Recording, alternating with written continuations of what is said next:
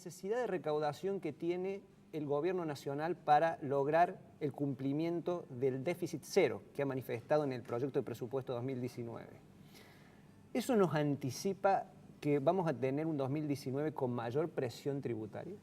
Sí, y con mayor inseguridad jurídica. Claro. Porque si uno lo mira globalmente y macro, Argentina necesita de inversiones. Cualquier persona que va a encarar un negocio o una actividad, hasta el matrimonio, se pregunta cómo voy a encarar esto, con qué seguridades, y ahí se arremete y va.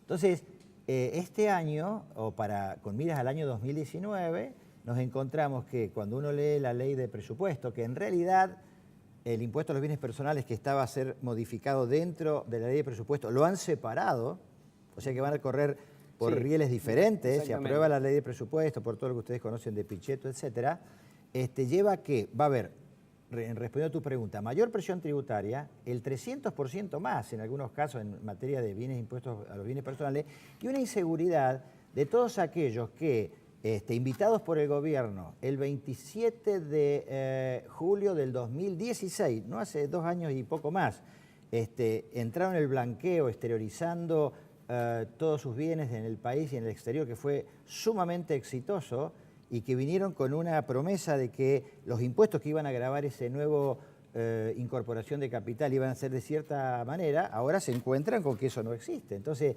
esto es lo que crea un escozor en cuanto a la seguridad jurídica. Y en cuanto a la segunda pregunta, la presión tributaria va a ser mayor. No solo por bienes personales, sino que ¿quiénes pagan impuestos en Argentina? Las empresas y las personas.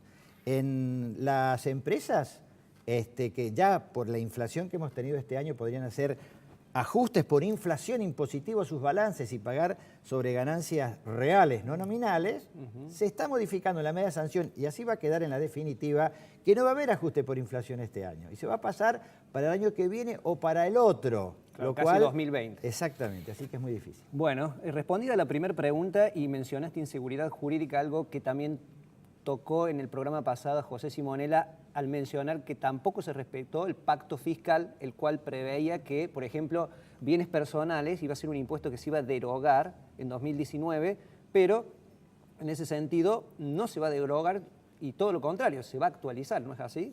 En términos de escalas. No solo no se deroga, sino se actualiza, pero en el pacto fiscal original estaba previsto que un montón de contribuyentes que no pagan impuestos a las ganancias, sobre todo el sector público y desde Córdoba hacia Tierra del Fuego, que tiene una serie de prebendas hechas por los gobernadores de esas provincias, se iban a poner en un plano de igualdad del resto de los contribuyentes que estamos de La Pampa hacia el norte. Por ejemplo, La Pampa, el gobernador sacó un decreto que una persona ganaba 100.000, bueno, el sueldo básico era 20, y los otros 80 era dedicación especial. Y todo eso decretó el gobernador que no era objeto del impuesto a las ganancias. Una locura, ¿no? Claro. Entonces esos se pusieron de acuerdo a los gobernadores, estaba en el proyecto de ley de presupuesto y fue borrado el 24 de octubre. O sea que como un sistema armonioso, previsible, etcétera, cada vez es más enraizado, un laberinto y un marco de inseguridad que no es bueno, ¿no?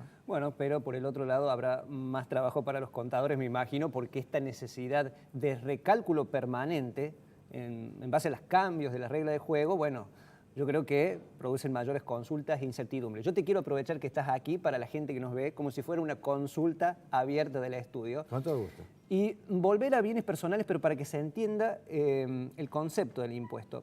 ¿Qué es un bien gravable, o sea, que alcanza a este impuesto? Todo impuesto tiene un objeto, ¿no? El objeto del impuesto a los bienes personales es gravar, es decir, imponer con una tasa sobre una base imponible que se calcula como el valor de todos los bienes que una persona tiene. ¿Qué tiene una persona? Tiene un poco de dinero en caja, puede tener algunos dólares, tiene caja de ahorro, tiene cuenta corriente, tiene créditos a alguien que le debe, tiene rodados para moverse, claro, y tiene inmuebles. Sobre la sumatoria de todos esos bienes, con algunas excepciones, se calcula un valor y se le aplica una alícuota. Si ese valor, para la modificación que se prevé, fuera inferior a 2 millones de pesos, 2 millones de pesos son 50.000 dólares. Es un auto y una casa. Un departamento, incluso hay pero departamentos no, que valen superan 100.000. O sea que, claro, o sea que ya entra una gran masa de personas a ser contribuyentes. Y Esa escala de bienes, cuando yo sumo todo, puede ser de 2 millones, 4, 5, 8, 20, 100.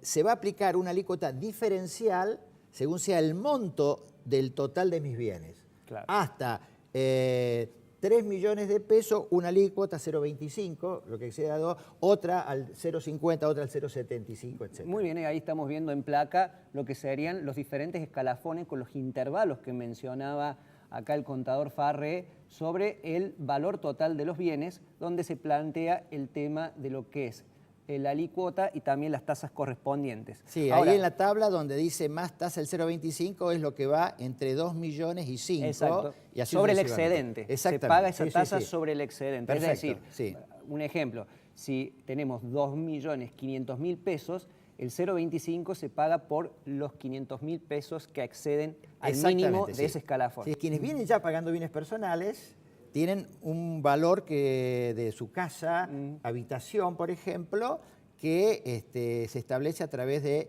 la base imponible que el gobierno provincial, cualquiera sea la provincia, establece para ese inmueble. Exactamente.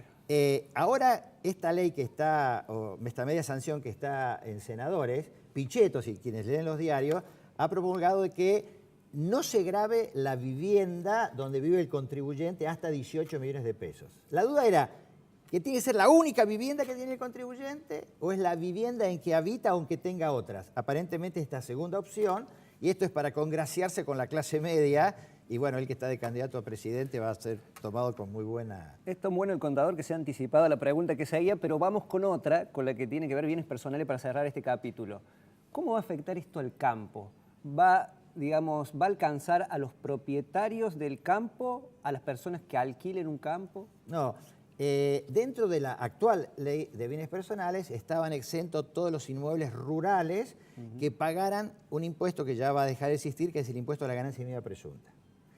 Y eso era tanto en una persona física o una persona jurídica. Con la modificación que han hecho, a partir del 1 de enero del 19, las personas físicas titulares de inmuebles rurales, de rural y urbano surge de la tipología que se haga en cada provincia, pero yendo a los rurales, mientras el titular sea una persona física o una asociación indivisa, no va a pagar, va a estar exento y no va a pagar ningún impuesto. Pero si ese inmueble está dentro de una sociedad anónima, va a pagar bienes personales a través de un responsable sustituto. Cualquier sociedad va a pagar impuestos. Si el inmueble está a nombre de una sociedad. Perfecto. Bueno, ahora pasamos a otro impuesto, seguimos con el glosario, lo que respecta impuesto a las ganancias. ¿Se ven algunos cambios de cara a 2019? Por ejemplo, estoy pensando en las desgravaciones que hacen los trabajadores en relación de dependencia. Absolutamente ninguna. Y en esta reforma que había y que fue eliminada, que pagaran por todos los conceptos que adornan un sueldo, gasto de viático, movilidad, eso se sacó, así que todo va a ser igual que el año 2000, en la liquidación del 17 va a ser el 18. De monotributo, solo decir lo siguiente, que se viene el tema de la facturación electrónica de forma completa para todas las categorías a partir de abril de 2019, cuadro que vamos a poner a disposición en nuestras redes sociales.